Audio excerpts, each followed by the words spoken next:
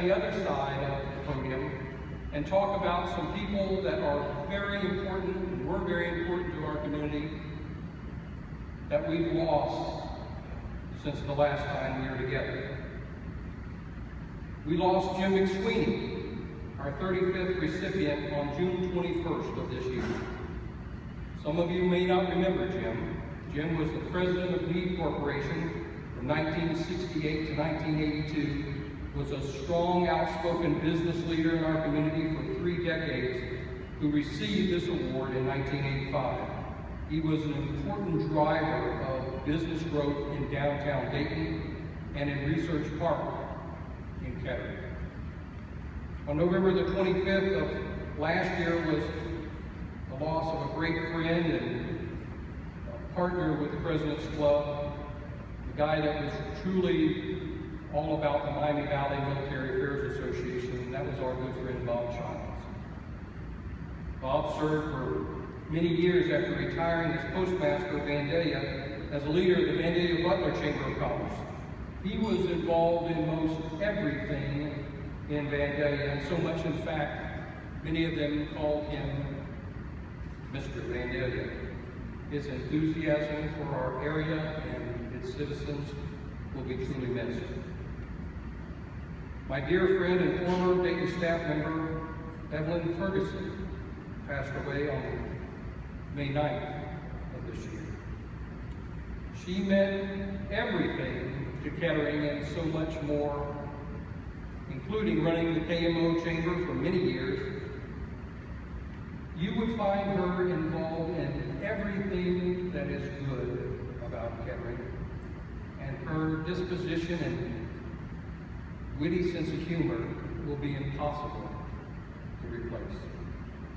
Recently, we also lost an outstanding servant leader and friend of many of us sitting here in the room, who passed away on August 19th. Walter Ullman was perhaps one of the most positive and strongest cheerleaders for Dayton, and one of the most gracious men that I've ever known. Walter will be missed by all of us in Dayton. And very recently, on September the 17th, we lost another outstanding Greene County leader, Larry Long, former mayor of Fairborn and perhaps the most prominent Fairborn Chamber of Commerce volunteer in the history of that organization. Larry was a great Rotarian and a charter member of the Miami Valley Military Affairs Association. Larry was an outstanding businessman and community leader. No doubt we will miss all of these leaders and so many more that have left us since this luncheon last year. But we are a better community for having had them with us and having them help lead us for so many years. For me, my story is pretty simple. When I came to Dayton to marry Donna and start my life, the only folks that I knew were she and her family and about 10 other Lambda.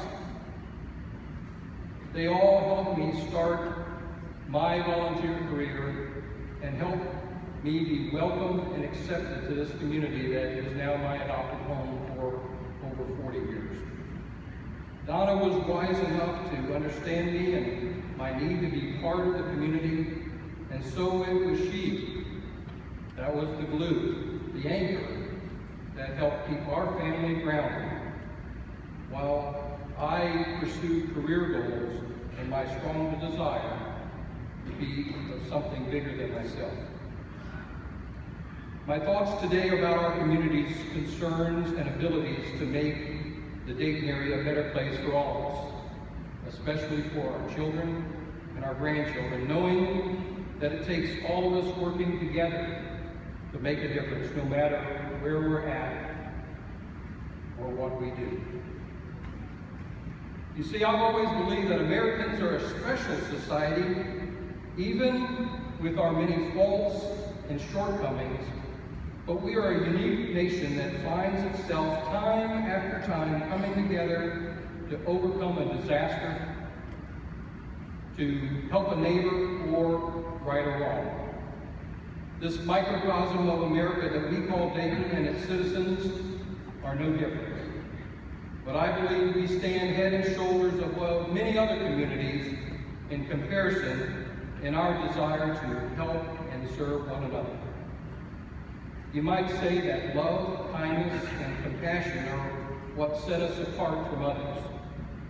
I believe that to be true and alive and well in our region.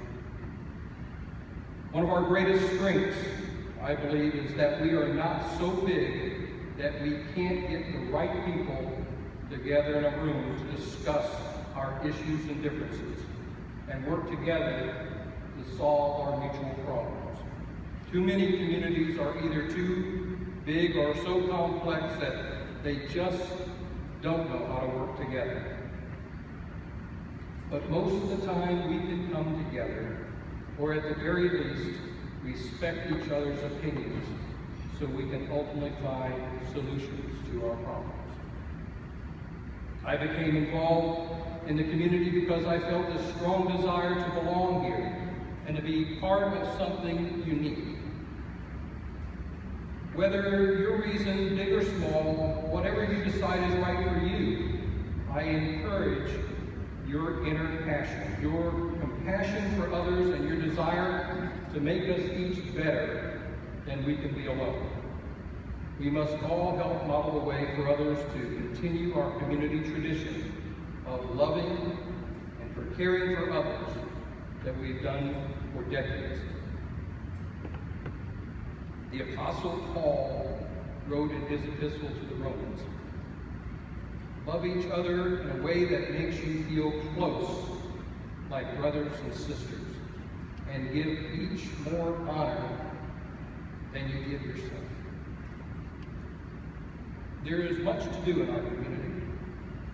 I, too, have still much to do. But time is a great equalizer.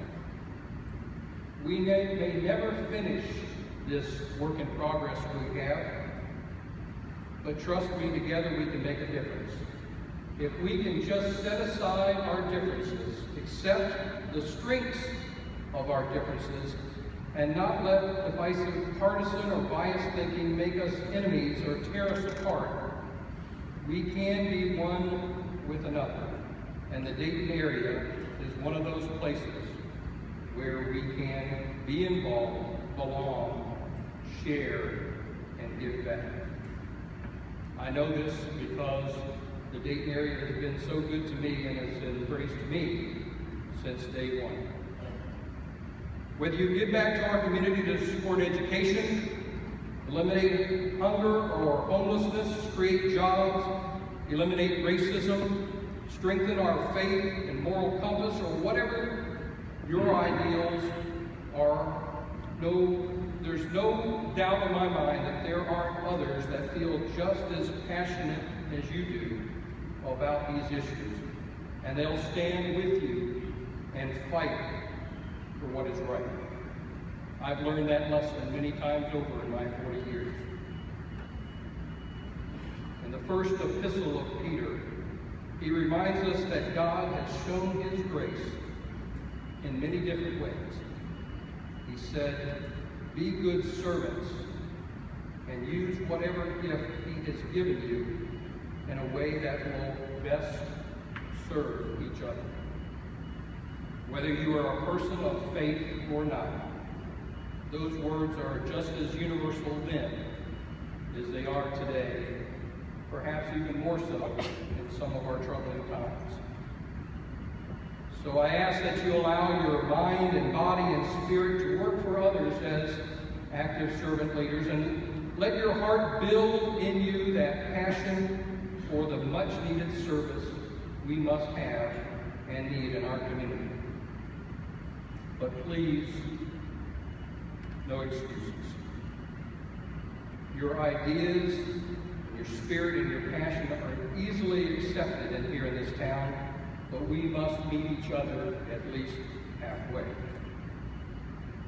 I'm reminded of something that the judge said something that I was a fisherman. I'm reminded of something about fishing where people have said, you shouldn't always see just the big picture. Now, I'm a big picture guy usually, but I also understand that you have to get to the details. And we have an analogy in fishing that we call the last 40 feet. And what it means is that if you don't take the time and the effort to get close to the people or the problem or the issue, if you don't get close enough, if you don't get there to that last 40 feet, you're never going to understand the people and their needs.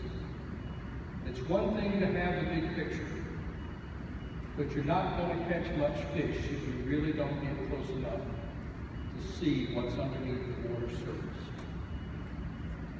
Fishers may travel hundreds or thousands of miles every year, and they get to the place where they're going to fish, and they can't see that last 40 feet.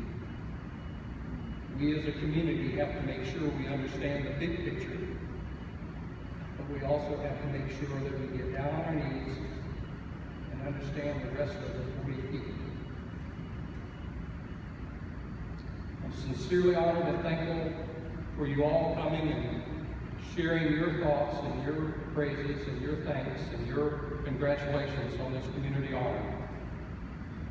God bless and strengthen our community through all of our challenging times ahead, and may God continue to bless and strengthen these United States of America. Thank you.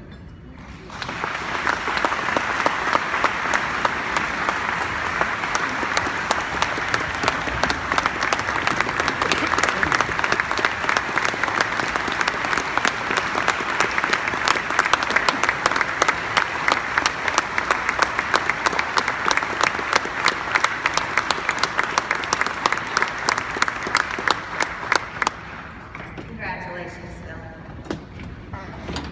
At this time, I'm going to turn it over to Senior Pastor Hafner, who will lead us in the benediction.